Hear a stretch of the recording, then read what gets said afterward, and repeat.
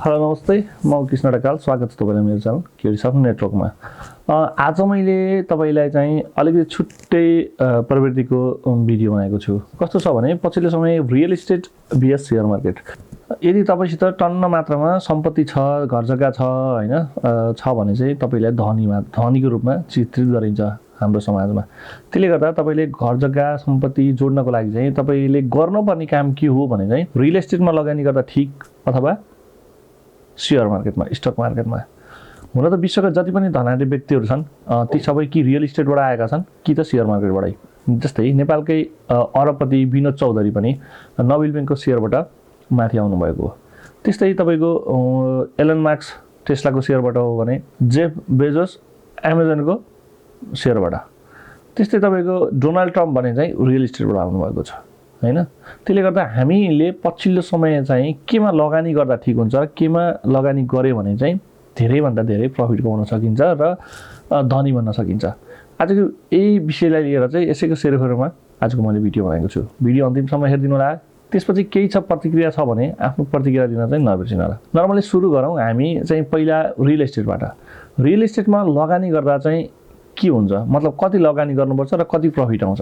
Normally के छ भने तपाईले आफैले पनि विचार गर्नुभएको ठाउँ होला। तपाईको ठाउँमा कस्तो हुन्छ भने राम्रो ठाउँमा पर्यो, बाटो साटो भएको, बजार एरिया बस्ती एरियातिर पर्यो भने जग्गामै लगानी गर्यो भने पनि, घरमै लगानी गर्यो भने पनि त्यसले आजभन्दा भोलि, भोलिभन्दा पर्सि बढिरहेको हुन्छ।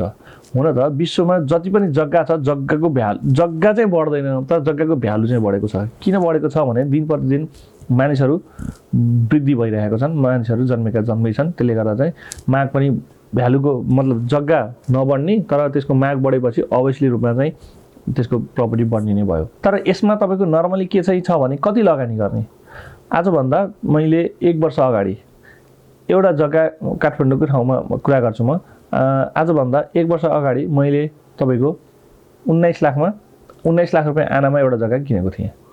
आज तपाईको 1 वर्षपछि त्यो जग्गा मैले बेच्दै गर्दा 26 लाख रुपैयाँ आनामा त्यसको मूल्य छ। अहिलेको बजार मूल्य होला, सबै ठाउँमा छ भनेको छैन, मोटामोटी डाटाको लागि। हुन त यसको विषयमा एक्ज्याक्टली डाटा भनेको चाहिँ मैले कतै पनि भेटाइनँ, धेरै कुरा सर्च गरेँ हैन। तर मैले आफूले भोग्दै गरेको चाहिँ ओभरअलमा चाहिँ रियल इस्टेटमा लगानी गर्दा कति लगानी गर्नुपर्छ भन्ने नै कुरा हो। त्यो 19 लाखमा किनेको जग्गा धन्ने तपाईको 15-16 महिनापछि चाहिँ 26 लाख पर्नु भनेको एभरेजमा तपाईको CAGR को रुल्स अनुसारमा चाहिँ त्यसलाई हिसाब गर्ने हो भने चाहिँ नर्मली 18-20-22% नै हो। रियल इस्टेटमा तपाईको अलि ठुलो लगानी गर्नुपर्छ। जस्तै घर बनाउँदै गर्दाखेरि होस् या जग्गा किन्दै गर्दा त्यसमा चाहिँ सानो पुँजीले हुँदैन, अलि ठुलो इन्भेस्टमेन्ट गर्नुपर्छ। तर त्यसको प्रफिट पनि ओभरअलमा चाहिँ 18 देखि 22 नै हो। मैले आफैले गरेको केही एनालाइसिसको आधारमा तपाईलाई मैले भन्दैछु हैन। तर हुन त यसको बारेमा डिटेल्समा तथ्याङ्क चाहिँ नहोला, डिटेल्समा तथ्याङ्क चाहिँ मैले फेला पारिन। यदि तपाईलाई छ भने त्यस्तो कमेन्ट गरिदिनु, मेन्सन गरिदिनु होला। यता शेयर मार्केट भनेको चाहिँ कस्तो छ भने शेयर मार्केटमा चाहिँ घट्दै बढ्दै अगाडि बढ्ने हो। रियल इस्टेटमा चाहिँ तपाईँ हामी घट्न त पर्दैन, बरु ढिलो स्लोली रूपमा चाहिँ त्यसको भ्यालु बढ्छ, आफ्नो ठाउँमा छ। यता शेयर मार्केटमा स्टक मार्केटमा भने चाहिँ त्यसको भ्यालु चाहिँ घट्दै बढ्दै, त्यसको रुल्स नै त्यही हो। त्यसको नर्म्स नै के हो भने तपाईको घट्दै तल जाँदै फेरि माथि जाँदै। हुन त शेयर मार्केट पनि आजभन्दा भोलि, भोलिभन्दा पर्सि बढेको छ। नेपालकै हकमा भन्नुहुन्छ 2050 साल माघबाट सुरु भएको छ। 100 रुपैयाँ बराबर चाहिँ 100 को रेसियो लिएर चाहिँ स्टक मार्केट स्टार्ट भएको छ। आजको मैले भिडियो बनाउँदै गर्दा आजको मूल्य भनेको 28-29 को रेन्जमा छ। भनेको मतलब शेयर मार्केट पनि कस्तो छ भने स्टकहरू चाहिँ राम्रो छान्न सक्यो भने चाहिँ यसले चाहिँ राम्रो प्रफिट दिएको छ। किनभने यसमा चाहिँ शेयर मार्केटमा थोरै मात्रामा लगानी गऱ्यो भने पनि त्यो अनुसारको रिटर्न हुन्छ।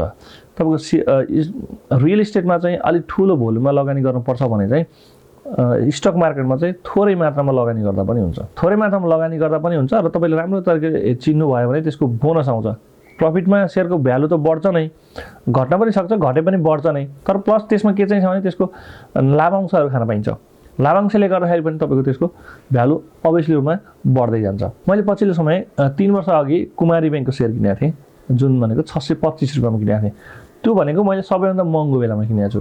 तर त्यसलाई मैले लगभग 3 वर्षपछि 321 रुपैयाँमा बेच्दाखेरि पनि म ओभरअलमा चाहिँ लगभग 23-24% को रेन्जमा चाहिँ नाफा भएको देखियो। कसरी देखियो 625 मा किनेको सेयर चाहिँ 321 मा बेच्दा कसरी नाफा भयो हो के छ भने त्यसको वार्षिक रूपमा जति बोनस सेयर आउँथ्यो त्यो आगो बोनस सेयर चाहिँ त्यसमा थपिने गयो बोनस त तपाईँको बोनसलाई त पैसा हालेर किन्नु परेन बोनस त आफै त्यसमा जोडिने कुरा भयो त्यसले गर्दा त्यसको मेरो 200 किता किनेको थियो भने त्यसलाई बढ्दै बढ्दै 300 400 500 600 हुँदै यसरी हुँदै गयो त्यसले गर्दा चाहिँ तपाईँको 321 मा बेच्दै गर्दाखेरि पनि तपाईँको मलाई 23-24% को दरले नाफा भएको थियो त्यसले गर्दा तपाईँको आजको भिडियोको समग्रमा मैले के भन्न चाहन्छु भने यदि तपाईँ चाहिँ जुनसुकै व्यापार व्यवसाय गर्दै हुनुहुन्छ भने चाहिँ थोरै मात्रामा भए पनि सकिन्छ रियल इस्टेटमा पनि लगानी गर्नुहोस् रियल इस्टेटमा लगानी गर्दा चर्को मूल्य पर्छ अथवा अलिकति भ्यालु बढी पर्छ भने चाहिँ तपाईको चाहिँ स्टक मार्केटमा लगानी गर्न सक्नुहुन्छ स्टक मार्केटमा लगानी गर्दाखेरि चाहिँ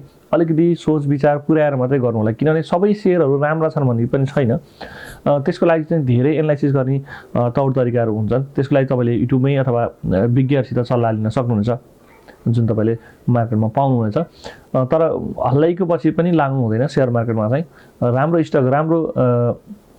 स्टकहरू छुट्याएर तपाईले किन्न सक्नुभयो भने चाहिँ शेयर मार्केटबाट राम्रो प्रतिफल हुन्छ हुन त शेयर मार्केटमा पनि 18 देखि 20% कै 18 20-22% नै नाफा हुने हो रियल इस्टेटमा पनि त्यही नै हो तर रियल इस्टेटमा ठूलो मूल्यमा लगानी गर्नुपर्छ भने चाहिँ तपाईको शेयर मार्केटमा चाहिँ सानो मूल्यमा लगानी गर्दा पनि हुन्छ यदि तपाई यतिको बस्नु भएको छ दोधारमा छ भने ठूला गाडी किन्ने ठूला मतलब महँगो रूपमा एक्स्ट्रा खर्च गर्नु भन्दा नै यदि तपाईले सबै कुरा पुगेछ भने त ठीक छ किन्न राम्रै हो किन आवश्यकता अनुसार पूरा गर्नु पर्यो तर हैन भने तपाई नचाहिने कुरामा खर्च गर्नुभन्दा त्यसको पैसा थोरै सेभिङ गरेर स्टक मार्केटमा लगानी गर्दा पनि तपाईले राम्रै हुनेछ हुन त रियल इस्टेटमा पनि राम्रै हुन्छ मैले ओभरअलमा तपाईको दुईटैको बारेमा सम्झाएँ तपाईले जुन ठीक लाग्छ त्यो गर्न सक्नुहुन्छ तर स्टक मार्केट सानो पुँजीमा पनि खेल्न सक्ने भएको कारणले गर्दा चाहिँ तपाईँ स्टक मार्केटमा लगानी गर्दा थोरै राम्रो हुन्छ कि भन्ने धारणा व्यक्त गर्दै यो मेरो धारणा कस्तो लाग्यो हुन त मेरो यसमा कुनै पनि आधिकारिक रूपमा यसमा डिटेल्स मैले बनाएको चाहिँ होइन तर मैले आफैले भोगेको कुरालाई चाहिँ